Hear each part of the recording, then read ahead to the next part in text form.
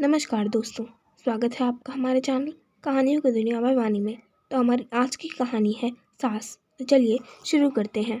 रसोई से कांच का ग्लास टूटने की आवाज़ सुनकर दादी माँ आस्था पर बुरी तरह बरस पड़ी। इतनी बड़ी हो गई है लेकिन सलीका नहीं आया। एक गिलास पानी लाने के लिए कहा तो ग्लास ही तोड़ दिया। कल को पराए घर जाएगी तो सब यही कहेंगे कि कुछ सिखाया नहीं, हमारी नाक कटाएगी क्या।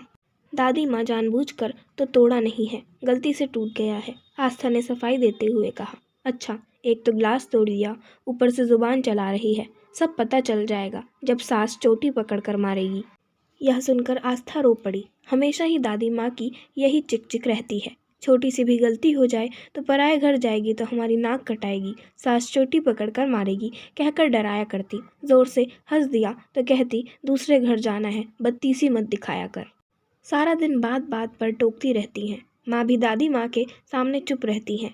उसने कभी माँ को ज़ोर से बोलते या हंसते हुए नहीं देखा। वह हर काम बड़ी सावधानी से करती हैं। भूलवश कुछ गलती भी हो जाती है तो दादी माँ पूरा घर सिर पर उठा लेती हैं। पिताजी की हिम्मत भी नहीं होती कि उनसे कुछ कहें। बचपन से ही दादी माँ की इस टोका टाकी से आस्था के कोमल मन में पराया घर और सास का भय समा गया। जब भी घर में उसकी शादी की चर्चा होती तो वह घबरा जाती। माँ का चेहरा सामने आ जाता कि शादी के बाद उसका भी यही हाल होगा। शादी के नाम से ही चिढ़ हो गई उसे।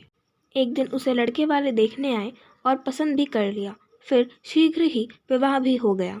सास और पराए घर का भय अब उसे और सताने लगा। विदा होकर जब कार में बैठी तो घबराहट की वजह से उसका बुरा हाल था। द्वार की रस्म के समय भी वह बुरी तरह काँप रही थी। उसको कांपते हुए देखकर बुआ सास ने कहा, क्या बात है बहू, तुम इतना कांप क्यों रही हो, क्या तबीयत खराब है तुम्हारी। अरे बुआ, आप समझती नहीं हैं, हमारी भाभी जी को 104 डिग्री प्यार का बुखार चढ़ गया है, इसी वजह से कपकपा रही हैं। पीछे खड़े देवर अमन ने जब यह बात कही तो सब हंस पड़े, लेकिन आस्था को हंसी नहीं आई। सभी रस्में पूरी हो जाने के बाद उसे उसके कमरे में भेज दिया गया। थोड़ी देर बाद उसके पति अनुज भी कमरे में आ गए, लेकिन वह उनसे भी कुछ नहीं बोली। उसे गुमसुम देखकर अनुज ने उसे बाहों में भरकर कहा, तुम इतनी चुप क्यों हो, कुछ बोलती क्यों नहीं।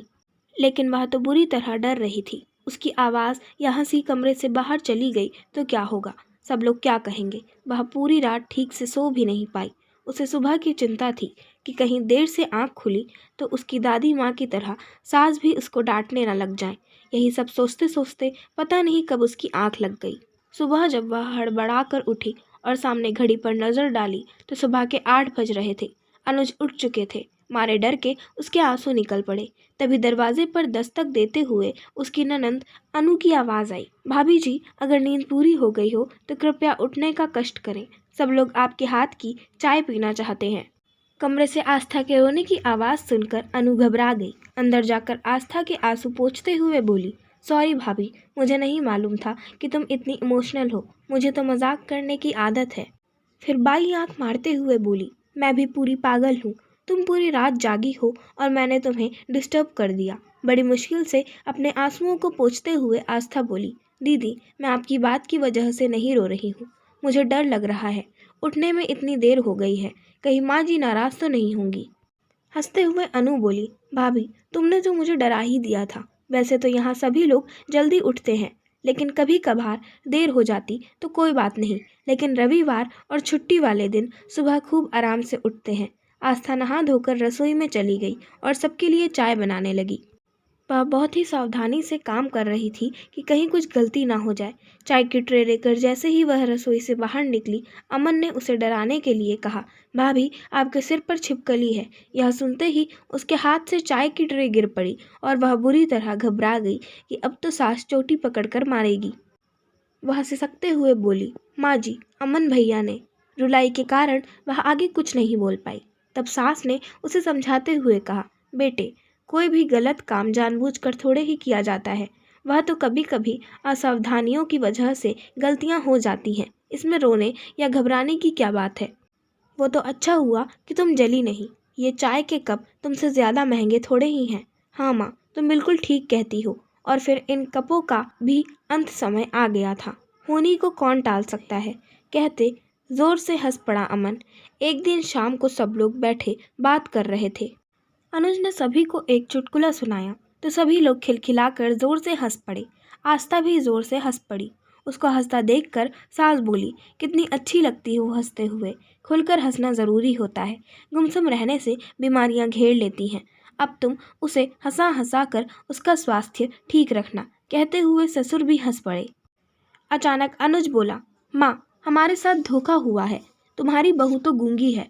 तू खुद ही इतना बोलता है कि उसे बोलने का मौका ही नहीं मिलता।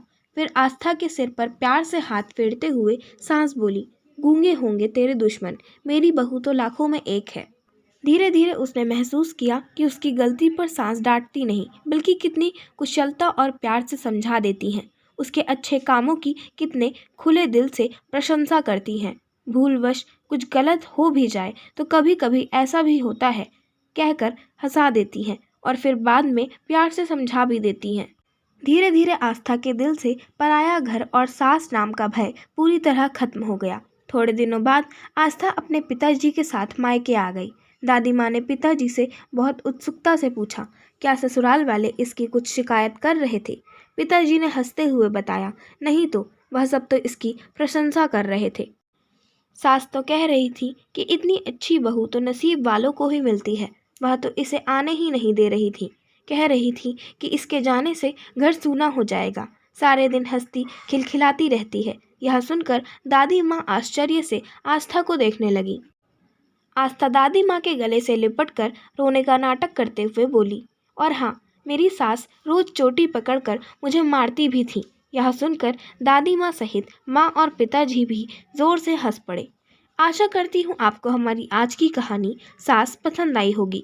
अगर आपको हमारी आज की कहानी पसंद आई हो तो हमारे चैनल को सब्सक्राइब करें, वीडियो को लाइक करें और बेल आइकन दबाना ना भूलें। और हमें कमेंट कर ज़रूर बताएं कि आपको कैसी कहानियाँ पसंद हैं। हम वैसी ही कहानियाँ आपके लिए लाते रहेंगे। धन्यवाद।